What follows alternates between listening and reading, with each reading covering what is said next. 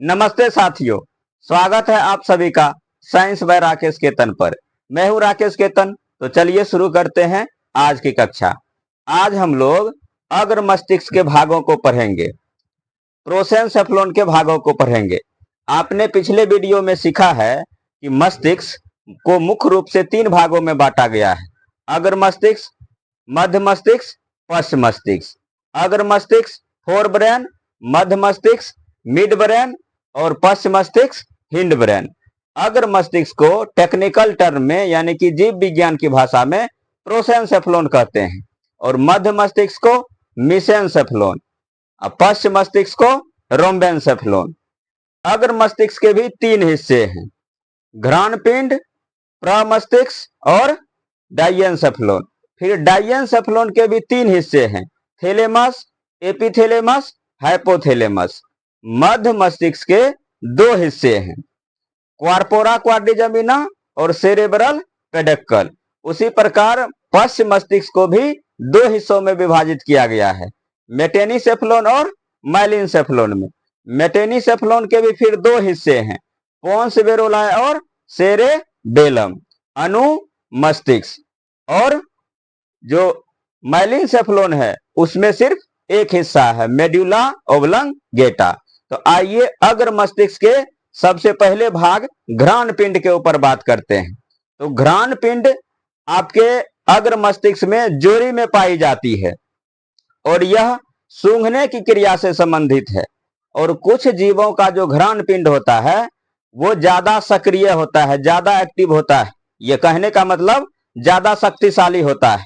वो काफी दूर से आ रही गंध को पहचान लेता है, जैसे कुत्ता, मछली, इन सब का। आइए देखते हैं बारी बारी से। घ्राणपिंड, जिसे इंग्लिश में ऑल्फैक्टरी लोब्स कहते हैं, तो घ्राणपिंड अग्र मस्तिष्क के अधर सतह पर पाए जाते हैं। दूसरा पॉइंट देखिए, घ्राणपिंड जोड़ी में पाए जाते हैं। जोड़ी में पाए जाने का मतलब घ्राणपिंड की संख्या 2 होती है। अगला पॉइंट देखिए, घ्राणपिंड सूंघने यानी कि स्मेल की क्रिया से संबंधित है। नेक्स्ट पॉइंट, घ्राणपिंड का मुख्य कार्य गंध, चाहे वो सुगंध हो या फिर दुर्गंध हो, कि मस्तिष्क को अनुभूति करवाना है। यानी कि मस्तिष्क के पास किसी भी तरह के गंध की सूचना घ्राणपिंड लेकर के जाती है। घ्राणपिंड का कार्य है कि वो मस्तिष्क के पास किसी भी तरह के गंध, चाहे वो सुगंध हो या फिर दुर्गंध हो, उसको भेजने का कार्य करेगा। अगला पॉइंट देखिए, कुछ जीवों जैसे कुत्ता तथा मछलियों के घ्राणपिंड अधिक विकसित होते हैं। अधिक विकसित होने के कारण क्या होता है, इसी कारण ये जीव काफी दूर से आ रही गंध को जल्दी से पहचान जाता है। कि जैसे मान के चलिए कि कहीं पर किसी भी तरह का भोजन उपलब्ध है कुत्ता के लिए, तो कुत्ता को उस भोजन की सुगंध दूर से आ जाती है, क्योंकि उसका घ्राणपिंड क्या होता है, काफी एक्टिव होता है, काफी सक्रिय होता है। चलिए मस्तिष्क के अगले भाग प्रमस्तिष्क के ऊपर बात करते हैं। तो प्रमस्तिष्क, जिसे इंग्लिश में सेरेब्रम कहा जाता है। तो पहला पॉइंट देखिए, प्रमस्तिष्क मस्तिष्क का सबसे बड़ा भाग है। ठीक है। अगला पॉइंट देखिए, मनुष्य द्वारा दैनिक जीवन में किया जाने वाला अधिकांश क्रियाकलाप, जैसे सोचना, समझना, तर्क करना, बातों को याद रखना, ऐच्छिक क्रियाओं का नियंत्रण इत्यादि के लिए प्रमस्तिष्क उत्तरदायी है। ये इन सारे क्रियाकलापों के लिए आपका प्रमस्तिष्क उत्तरदायी है। इसीलिए प्रमस्तिष्क को बुद्धि का केंद्र कहा जाता है। जैसे सोचने का मतलब क्या हुआ कि आप किसी के बारे में क्या सोच रहे हैं, आपके मन में क्या चल रहा है, आपका मस्तिष्क क्या सोच रहा है। समझने का मतलब, जैसे मान के चलिए अभी आप पढ़ रहे हैं तो क्या आप समझ पा रहे हैं कि नहीं। ठीक है, किसी चीज को समझना। तर्क करना, तर्क करने का मतलब कि कोई बात अगर कोई बोला तो उनकी बातों को तर्क करेंगे कि आखिर हमसे ये क्या कहना चाह रहा है। बातों को याद रखना, बातों को याद रखना का मतलब, जैसे मान के चलिए आप कहीं जा रहे हैं किसी काम से और कोई दूसरा आपके घर का सदस्य आपको कोई और काम फरमा दिया है कि मान के चलो कि अगर बाजार जा रहे हैं तो कोई और सामान फरमा दिया कि ये सामान आपको लेकर के आना है। तो जब आप बाजार गए हैं तो आप अपना भी काम करेंगे और आपके दिमाग में वो बात भी रहेगी कि जो हमारे घर का जो सदस्य है, मम्मी है या पिताजी है या भाई है, जो कार्य बोला है करने के लिए, जैसे मान के चलिए चीनी लाने के लिए बोला, तो आपको दिमाग में ये बात रहेगी कि जब हम बाजार आ रहे थे तो माँ जो है बोली थी बाजार से चीनी लेकर के आना है। तो इन सारी बातों को याद रखना किसका काम होता है? प्रमस्तिष्क का होता है। ठीक है। ऐच्छिक क्रियाओं का नियंत्रण। अब ये ऐच्छिक क्रियाएं क्या है? ऐसी क्रियाएं जो हमारे इच्छाओं पर निर्भर करता है, उसको कहा जाता है ऐच्छिक क्रियाएं। जैसे हम पैदल चल रहे हैं, तो पैदल चलते चलते मेरा मन अगर होगा तो हम क्या करेंगे? बैठ जाएंगे, मतलब हम अपनी इच्छा से बैठे।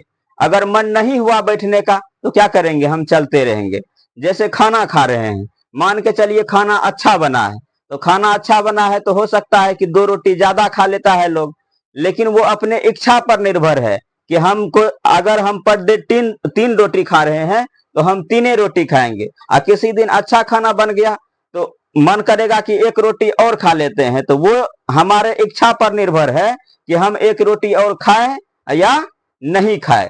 इन सारी घटनाओं का नियंत्रण कौन करता है? प्रमस्तिष्क करता है। इन्हीं को कहा जाता है, अभी जो आपने देखा कि अपने इच्छा से जो कार्य हो रहा है, जैसे मान के चलिए हम साइकिल चला रहे हैं, तो हमको कहीं अगर मन होगा रुकने का तो हम रुक जाएंगे, और मन नहीं होगा रुकने का तो हम चलाते रहेंगे। कभी मन होगा कि पैडल जोर जोर से देते हैं, स्पीड करते हैं, तो मेरे ऊपर है कि हम स्पीड करना चाहें या फिर हम स्लो स्लो जाएं। तो इसी क्रिया को कहा जाता है ऐच्छिक क्रिया, जो आपके इच्छाओं पर निर्भर करता है। इसीलिए प्रमस्तिष्क को क्या कहा जाता है? बुद्धि का केंद्र कहा जाता है। बुद्धि के केंद्र को क्या बोलते हैं इंग्लिश में? Central of wisdom. इन इतने सारे कार्यों को मस्तिष्क क्या करता है? मस्तिष्क का ये वाला भाग सेरेब्रम, जिसे प्रमस्तिष्क कहते हैं, ये करता है। इसीलिए प्रमस्तिष्क को क्या कहा जाता है? बुद्धि का केंद्र कहा जाता है, विजडम कहा जाता है। अगला पॉइंट देखिए, अग्र मस्तिष्क में पाई जाने वाली संरचना कॉर्पस कैलोसम प्रमस्तिष्क को 2 हिस्सों में विभाजित करती है। जब आप संरचना देख रहे थे तो वहां आपने देखा था कि एक विशेष प्रकार की इस तरह की संरचना थी।